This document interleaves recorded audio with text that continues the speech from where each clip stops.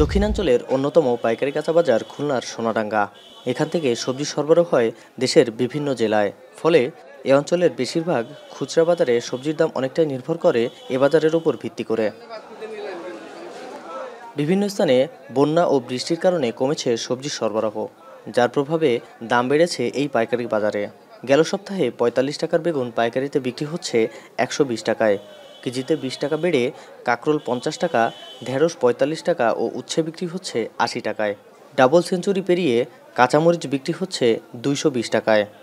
বাজারে আসলে সেরকম পরিমাণ মতো মালটাল নাই, আর তারপরও মালের যে দাম দেখেন, বস্তা নিয়ে ঘুরতেছে, এখন পর্যন্ত মাল কিনতে পারি নাই। একুলে দাম বেশি, ওকুলে খাইতে চায় না, এনে দাম বেশি, পাতি খুব কম বাজারে, এর জন্যই এই মালের দাম অতিরিক্ত হয়ে গেছে। ফসল পচে গেছে, এই জন্য মালের দাম বেশি, আমরা কিনতে পারি না, বেচতে পারি না।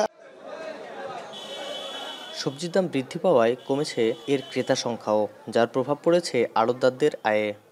আগে দেশে প্রতিদিন আড়তদারি আমার ও তো ৫,০০০, ৭,০০০, ১০,০০০, ১৫,০০০, এখন ২,০০০, ৩,০০০ নামতেছে। খেতেলের মাল কম, তার জন্য মোকামও মাল কম, এর জন্য বেচা কেনাও কম, কাস্টমারও কম। মাল অনেক আসে না, দাম বেশি বিধায় কাস্টমার অনেক কম। একই অবস্থা মাছের বাজারেও। সরবরাহ কমেছে চাষের ও সামুদ্রিক মাছের। ফলে গেল সপ্তাহের তুলনায় কেজিতে ৫০ থেকে ১০০ টাকা বেড়ে রুই মাছ বিক্রি হচ্ছে ৩২০ টাকায়। এছাড়াও তেলাপিয়া ২০০ টাকা, সিলভার কার্প ১৮০, ছোট চিংড়ি ৭০০ ও ট্যাংরার দাম হাঁকা হচ্ছে ৭২০ টাকা। 1 কেজি আলু কিনতে হয় 60 থেকে 65 টাকা, 1 কেজি পেঁয়াজ 90 টাকা। প্রতিটা দ্রব্যমূল্যের ঊর্ধ্বগতি। সুতরাং এখন যারা নিম্ন মধ্যবিত্ত, যারা নিম্ন শ্রেণীর আয়, তাদের যে প্রতিদিনের যে ইনকাম, তাদের আর কিছু থাকে না। এখন তো আসলে অনেক দাম বেশি, যেটা আসলে আমাদের মতো লোকদের জন্য খুব কষ্ট হয়ে যাচ্ছে। বেশি ধরেন কেজিতে ৫০ টাকা, ১০০ টাকা কোনো কোনো মাছে। আগে পাঙ্গাস কিনছি ১৭০ করে, আজকে পাঙ্গাস ২০০, ২২০ এরকম।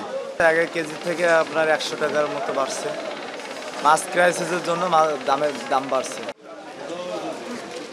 তবে স্থিতিশীল রয়েছে মাংসের বাজার। বরাবরের মতোই প্রতি কেজি গরুর মাংস বিক্রি হচ্ছে ৭৫০ টাকায়। এছাড়াও খাসি ১০৫০ থেকে ১১০০ টাকা এবং ব্রয়লার মুরগি বিক্রি হচ্ছে ১৭০ টাকায়।